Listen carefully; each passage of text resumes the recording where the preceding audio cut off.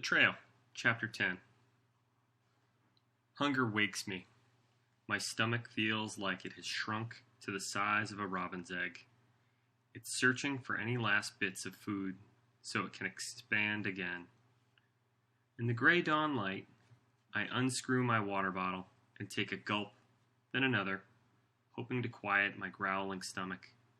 I unpeel the last bit of wrapper on the last half of my last Snickers bar. This time, I hold each bite and count to 50. Morning, Tony. Denver's pouring hot water into a bowl at the other end of the shelter. The smell of oatmeal hits my nose, thick and rich with brown sugar and cinnamon. I have to leave immediately or I'm going to pounce on Denver's breakfast. Morning. I crumple my Snickers wrapper into my empty bear bag and shove it into my pack, along with everything else. I'm going to hit the trail early. Sounds good. Denver holds a spoonful of oatmeal to his mouth and blows. I can barely look at him. But when you get to Lonesome, wait up for us. The next stretch of trail is going to be pretty tough, and you shouldn't be doing it alone. Sean looks up from stuffing his mouth with a peanut butter covered bagel. Denver, we're not dragging this kid with us for our entire trip. Sean, chill out. Denver glares at his friend. Fine. If he can keep up, he can stay with us. But if not, we're ditching him. Sean takes another bite of his bagel and turns his back to me. I try not to let Sean get to me. See you guys, I say as casually as I can as I head out. Lonesome Lake. Lonesome Lake, Lonesome Lake. I match the name of the place with the food to the beat of my hunger pangs. I've given up looking at the forest around me. All I want to do is eat. I start thinking of the delicious things Gran would make for me. Homemade waffles, hot from the waffle iron, covered in strawberries and whipped cream and drizzled with Hershey's chocolate syrup. Lasagna, with its layers of wide noodles and soft ricotta and beefy tomato sauce, covered in melty, bubbling mozzarella. A whole roast chicken with brown, crisp skin sliced into long, tender pieces, eaten with smooth heaps of buttery mashed potatoes. Apple pie, still warm, served with a wedge of cheddar cheese and a tall glass of milk. Gran, a pang of guilt shoots through me. I think about the letter I wrote her the night before leaving the trail. Hunching over a piece of loose leaf, biting my pen so hard between every couple of words that the plastic shell broke before I was done. Gran, you've always been there for me. When Mom and Dad left me at the hospital, you stayed and held my hand and kept me safe. After what happened with me and Lucas, when I just wanted to hide from the world forever, you made sure I got out of bed every morning. You made me brush my teeth and eat my breakfast and face the day. You are awesome, and I love you. But I have to go away.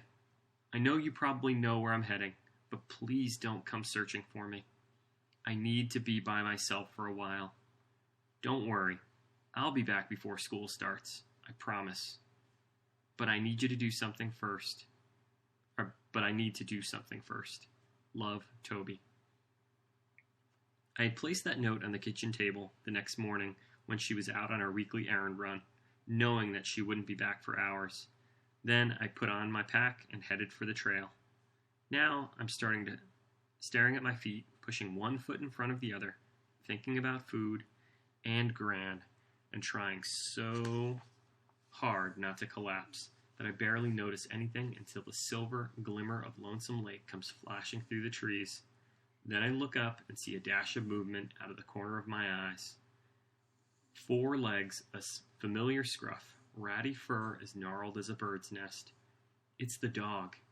He's uncertain, skittering forward 2 steps, then hopping back 1. I stop and unsling my pack to look half as intimidating.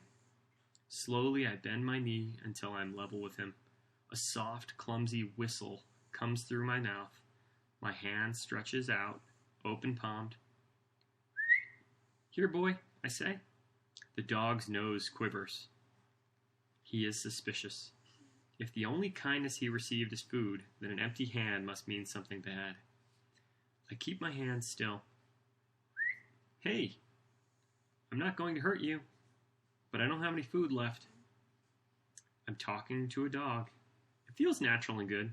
I push my hand out a tiny bit more. Long seconds pass. My thighs are burning and my knees start to jiggle back and forth, but I keep my hand steady. The dog comes. His wet nose brushes my fingers and he licks the palm of my hand.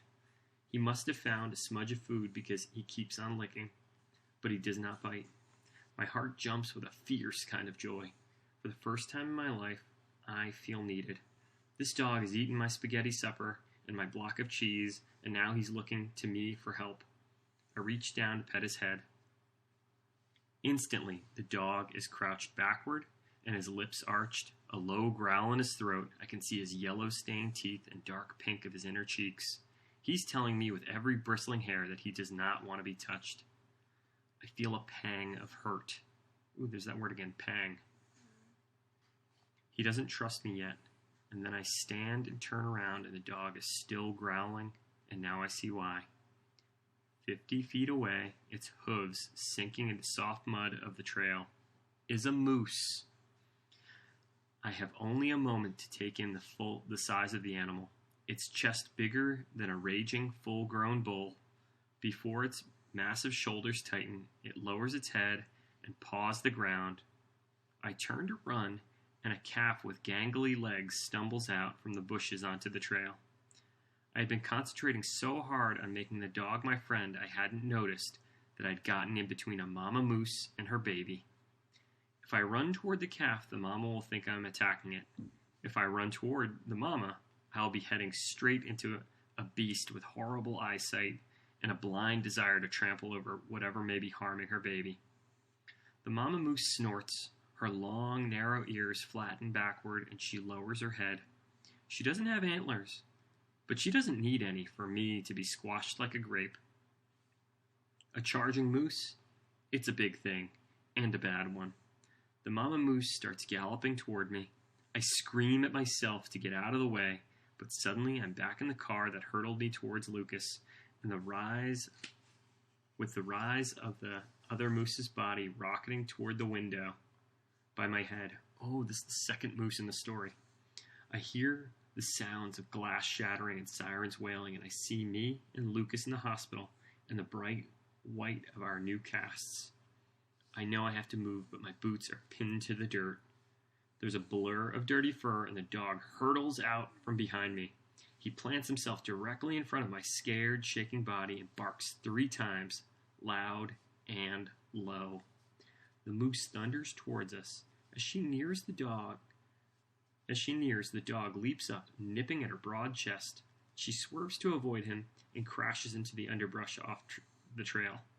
She does not slow down as she heads towards her baby, and as she passes, I take in a short, coarse hairs on her side and the dark scabs around her knees, the sloping hump of her neck, her powerful jaw muscles bulging, her wild smell of swamp and mountains.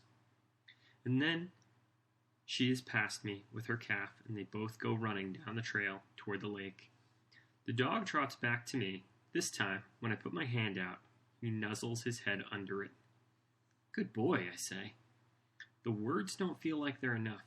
It feels strange not to have a name for an animal that just saved your life. I scratch behind his ears and look him full in the face. You know what? Your name is Moose from now on. I promise to take care of you, and when we get to Lonesome Lake Hut, you're going to have a feast like you've never had before. Interesting. So Moose Kid finds another moose, and now he names his dog Moose. Interesting.